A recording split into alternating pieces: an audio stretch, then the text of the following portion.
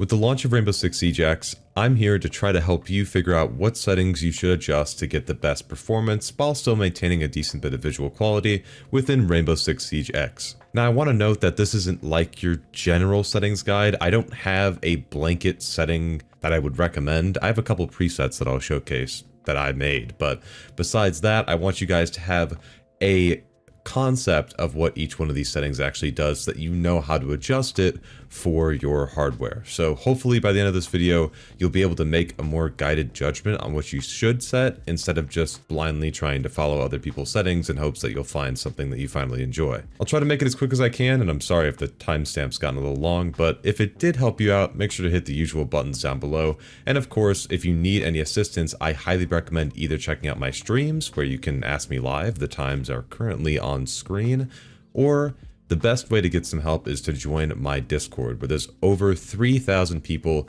who can help you with any problem you're having, whether it be with Siege or another game, or just in general with your Windows PC. Make sure you check out that stuff, and let's just get straight to the settings. To start off, we've got the display settings. These are pretty standard settings. You see these in other games all the time. Really, all you need to make sure of here is that your resolution is set to your monitor's native resolution. So for example, if you have a 1080p monitor, make sure you set this to 1080p, which is 1920 by 1080, or if you have 1440p, set it to what you see on screen now. Regardless, I'd recommend that you set this to what your native resolution is. I would highly recommend against setting this lower to try to get more performance, because there's other ways to do that that won't lose you as much visual quality. For display mode, if you're somebody who likes to tab out a ton like me, then you should set it to borderless. Otherwise, full screen would be the best typically. For ease of use, I keep with borderless. Aspect ratio is again your personal preference. This has nothing really to do with performance at all. Some people like playing with stretched res, in which case you can mess with that, but that's not my forte. And finally, the most important thing in here is that if you don't play with VSync typically, I would recommend disabling VSync and also disabling the FPS limit so you can get a better idea of what sort of performance you're hitting. This is especially important if you have a refresh rate that's above 144 Hertz. For example, I have my 240 Hertz display, and because of that, I don't want to have the FPS limit on here because it will limit it to below that. If you'd like to set it to be above that, but still have the FPS limit, you can go to the Siege settings, which I'll showcase on screen here. Just follow this file path that I'm going to. You're going to want to find the My Games section, go to Rainbow Six Siege, go to this, and then go to gamesettings.ini, and in here you can find the FPS limit. This is going to look a little bit different. You're probably going to open it in Notepad, but here you could just search, hit Control F, find the FPS limit, and then you can set this to your custom value if you'd like to. If you'd rather just play uncapped, then don't worry about this. Now let's get to the meat of it.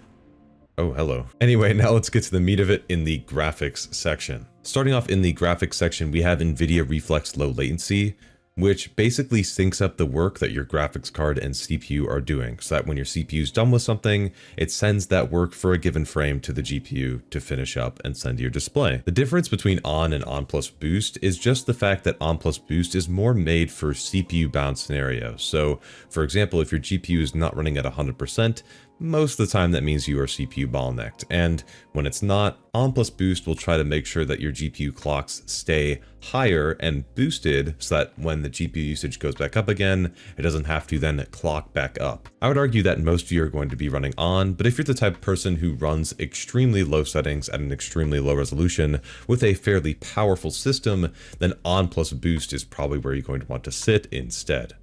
On plus boost also slightly increases the tightness of the timings between the CPU and GPU workload, but the more important thing is that it's for CPU bound scenarios more often than not. For my case, I will be running on. Next up, we've got texture quality. From what I saw in my benchmarks, there was not a major impact to performance here, which makes sense because typically you're only going to see a major impact to performance with a texture quality option when you're running out of VRAM. Rainbow Six Siege is actually really generous with putting this VRAM slider or estimated VRAM amount on the bottom of the screen here, so you'll know if you're overflowing with your VRAM amount. So for example, since I have 16 gigs of VRAM on my 4070 Ti Super, I'm able to run at the Ultra Texture Quality pack, which I actually installed from the Steam store.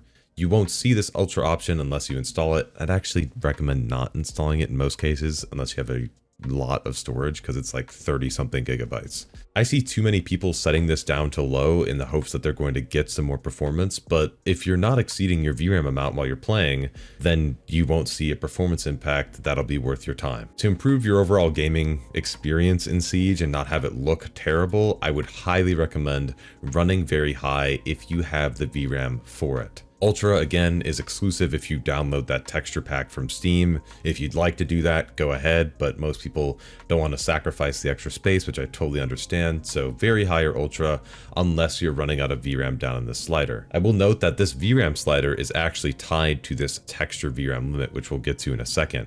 So when you're measuring this, you might want to tick this up for a little bit, just to make sure as you're tuning this that this isn't getting artificially limited by the texture VRAM limit slider. Getting to that slider, I would highly recommend having this set to a point where your VRAM limit isn't being affected by it anymore. You'll see, like, for example, when I have my ultra texture quality pack, when I start to dip below above normal, it actually goes lower in VRAM amount, meaning that this will use CPU resources to dynamically stream in higher quality textures as I move around the map. Now, this isn't necessarily a bad thing and can actually conserve VRAM usage, and it'd be great if I was running out of VRAM. But the issue is that it uses some CPU resources in order to do that. So if you are a CPU bottlenecked player, I would highly recommend actually running this higher to the point where this doesn't get limited anymore, so that you don't have to worry about the CPU expending extra resources in order to stream those textures in and out. Setting this too low can cause you to actually notice some of those textures popping in and out, and that can be distracting to your gameplay, especially if you run higher quality textures with a lower texture VRAM limit. So again, I'd recommend having this as high as possible until you get to see that this does not go down anymore. So for me, I go a tick above that and I go to high for my ultra texture pack.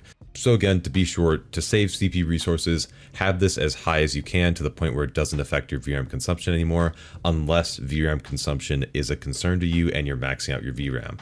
Then I'd recommend lowering your texture quality a little bit and still having this texture VRAM limit higher. Before we cover texture filtering, I'm not covering everything in the Nvidia control panel because I'm going to be honest with you, a lot of those videos that are covering that are kind of BS and they doesn't really do anything.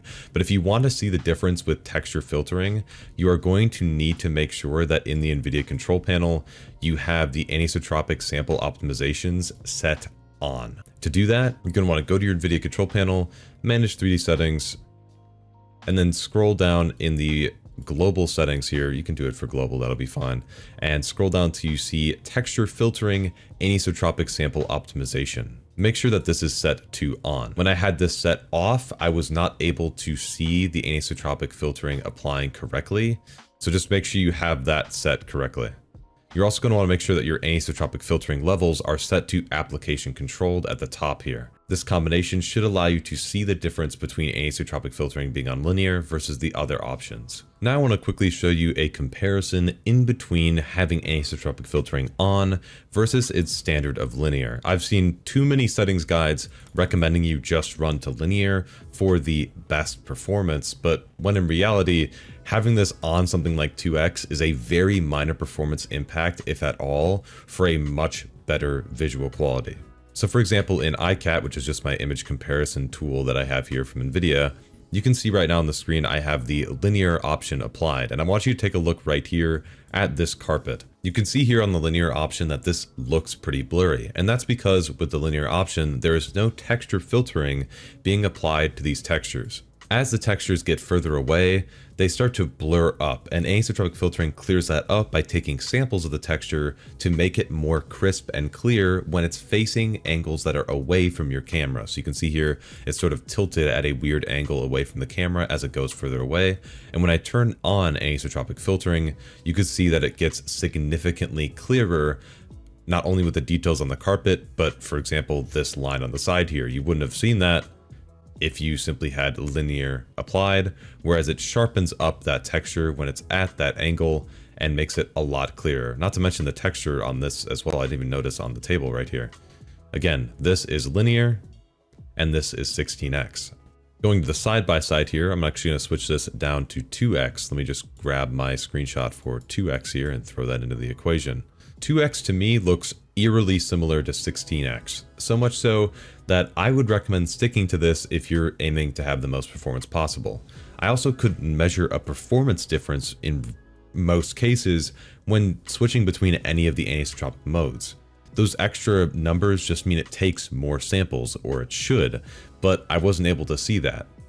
Hence why I went digging through my Nvidia control panel and found that thing that I said a disclaimer about at the beginning of this section. So to keep it short, typically 8x is the sweet spot for most games, and that's where I'm going to leave mine set to, but anything above 2x should give you this visual benefit as you see here. Again, we have linear right here, we have 2x in the middle, and 16x on the right here, and I'll just show you the carpet as well as proof that it is working correctly. Again, the textures are so much more clear with 2x on at least in comparison to linear.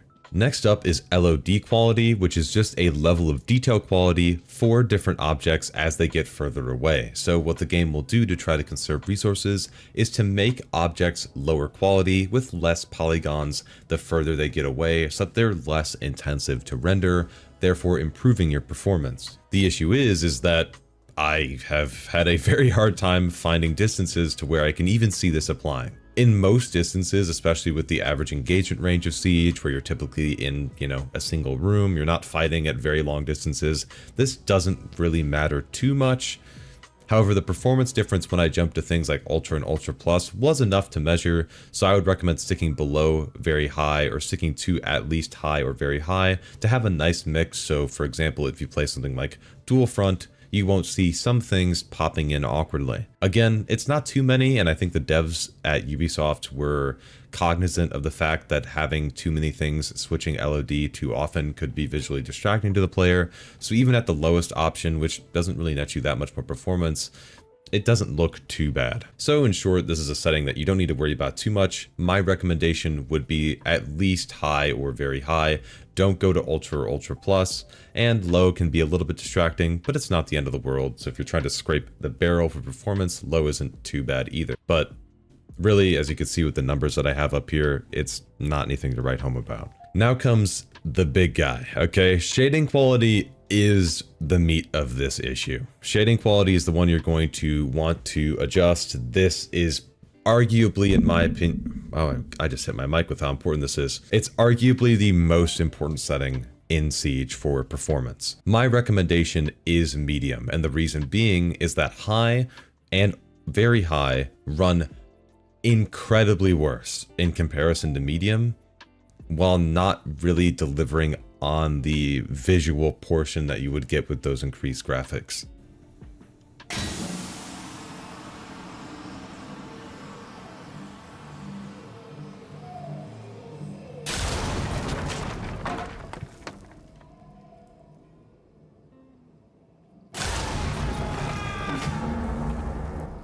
On the flip side, low shading quality doesn't really run that much better, only a couple percentage points in my testing, but it looks so much worse and way more flat. Shiny textures and stuff like that on certain objects are just gone. They just look dark and dull. That's why I recommend medium for basically everybody as a fantastic sweet spot in between performance and visual quality. Now with low, on the other hand, I originally thought it was significantly worse than medium, and I still sort of stand by that. You'll see in the gameplay, I originally thought it looked significantly darker, and though it does look maybe slightly darker, I think the biggest difference you'll see is with how some of the metallic surfaces look in the footage. You'll see there, like for example, on that grate right there, one texture was a lot more clean than the other one, and that was the medium one, as you could see right there. Shading quality says it adjusts the lighting quality, and I also thought at first that it simply got rid of some lighting effects, which I still see in some screenshots. It looks like shading quality sort of determines what things interact with lights in the environment and are lit by those lights in the environment, but I don't think it has that much of an effect, as before in my last recording I was really hyping up how bad it was, but it's not really that bad. Even still, the fact that it sort of ignores some things in the lighting process makes me still lean towards medium being the ultimate option for basically everybody. Low doesn't net you much performance at all in return for what it takes away, so I think medium is just where you should be, and obviously high is still way too much. Passing that, the next thing is shadow quality, and I actually want to show you this in game really quickly, so just let me hop in real quick. Okay, so now that I'm inside of an actual match here, I just wanted to showcase, you know, I realize Deimos probably isn't the best since I have the HUD on my screen. Oh man. You can see here that Siege, one of their marketing things here was the fact that they added dynamic shadows. So you can see with the light source up there, you can now see characters walking around. You can see their dynamically cast shadows as they're moving around the map. This is extremely important, especially if you're peeking an angle that is, well, lit, as your shadow will be cast through the doorway. So just as a quick example, here we are just by this light source, and you can see my shadows being cast right now at very high settings. So you'll be able to see if somebody's crossing here, like for example, if you're right there, you'll see their shadow creeping up before you actually see them.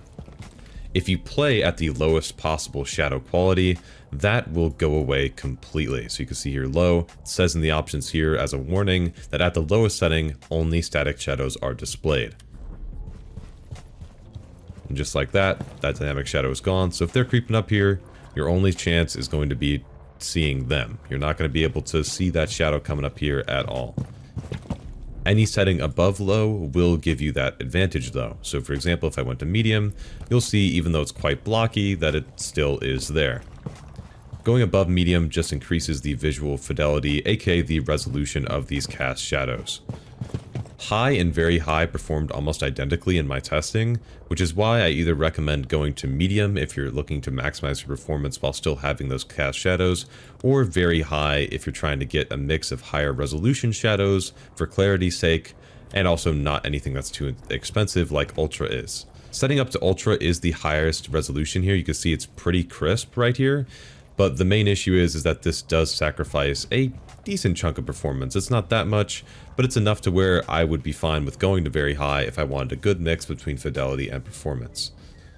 Right now you can see I am on Ultra and aiming at this exact spot. I'm at 268, 267 FPS here, and switching over to just very high, which doesn't look that bad in comparison, will net me a significant little chunk of performance there, going up to 285. Again, my recommendation would be medium if you're trying to be performance conscious, and very high if you want a mix of higher resolution shadows and performance. Continuing to go down here, next we have reflection quality. My recommendation here is medium. Reason being, as you'll see on screen now, is that this controls the screen space reflections in the game. What screen space reflections are basically reflections that only reflect things that are on your screen. I know, shocking, you wouldn't have guessed that. So you'll see here in this example, when I start looking down and the doorway starts getting cut off, that reflection will also go away with it.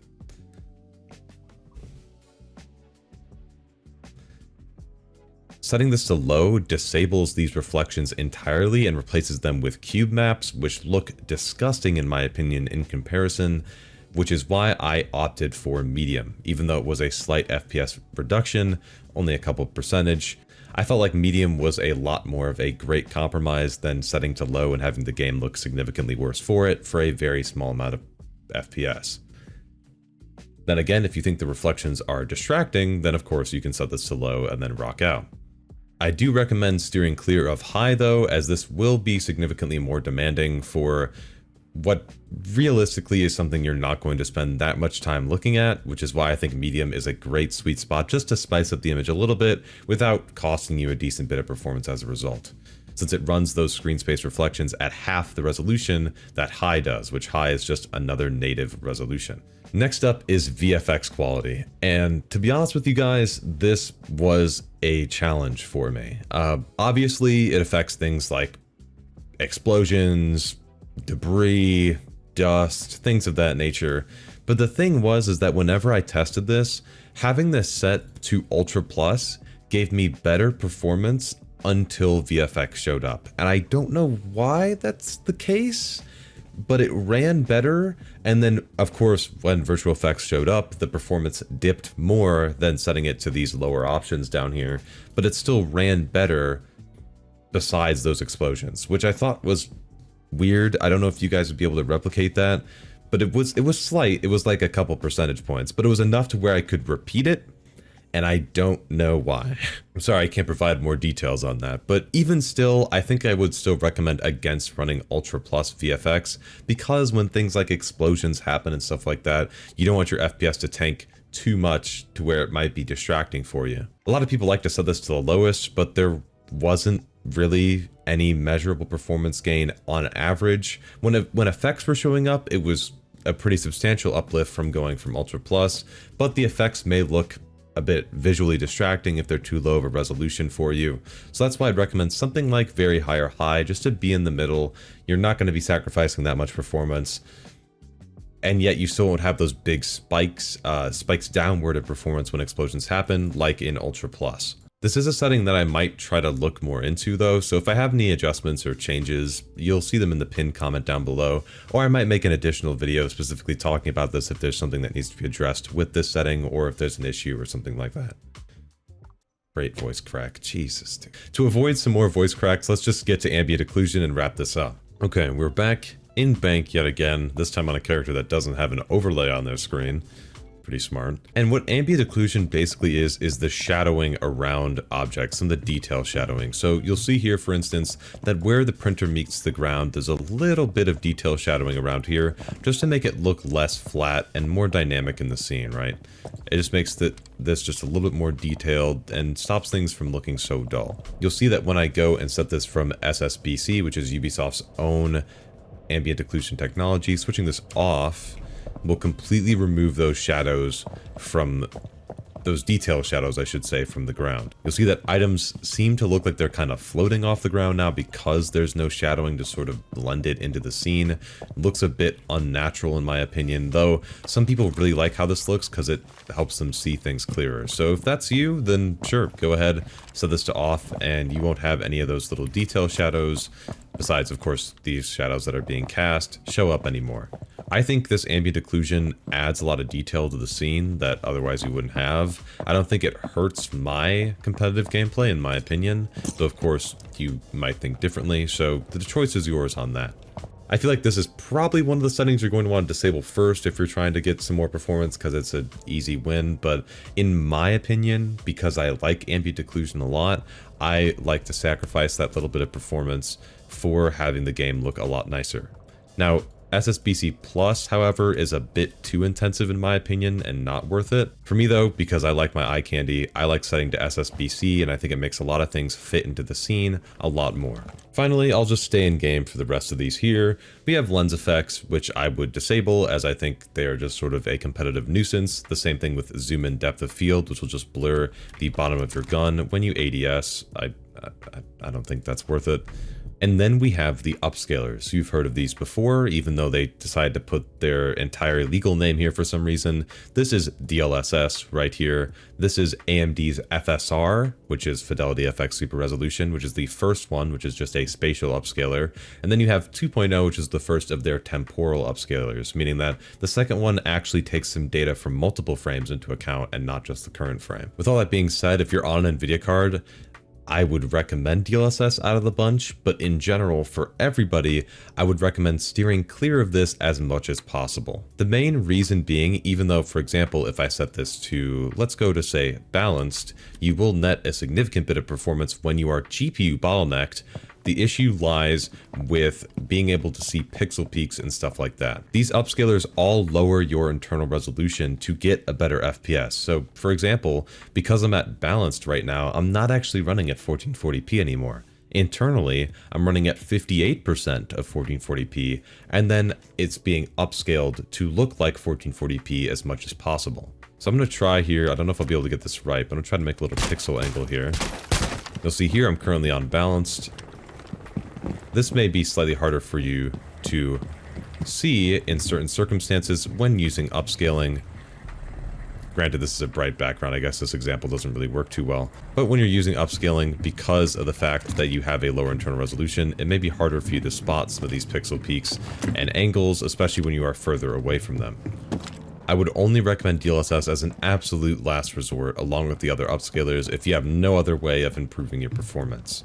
It would be different if they added a native version of these, so I could use these as anti-aliasing, which is right down here, we'll get to that in a second, but Because you can't run these natively, I don't recommend using them at all because of the fact that they're running at lower than native resolution, and that can hurt your ability to see certain pixel peaks on certain maps. Finally, we got anti-aliasing, and all these options are kind of terrible, to be honest with you. What this does is it smooths out jagged edges and shimmering edges in an image. So you can see right here that as I'm moving around, you're going to see certain things are just shimmering uncontrollably here. It can be very visually distracting, and though some people like playing like this, I tend to like TAA more, which is temporal anti-aliasing. In general, let me be clear, I don't like TAA typically, but because it's one of the only viable, well, actually, the only viable option in Siege, in my opinion, you're kind of stuck with it. You can see now when I walk back past this, there's a lot more stability in the image overall, and things aren't flickering nearly as much.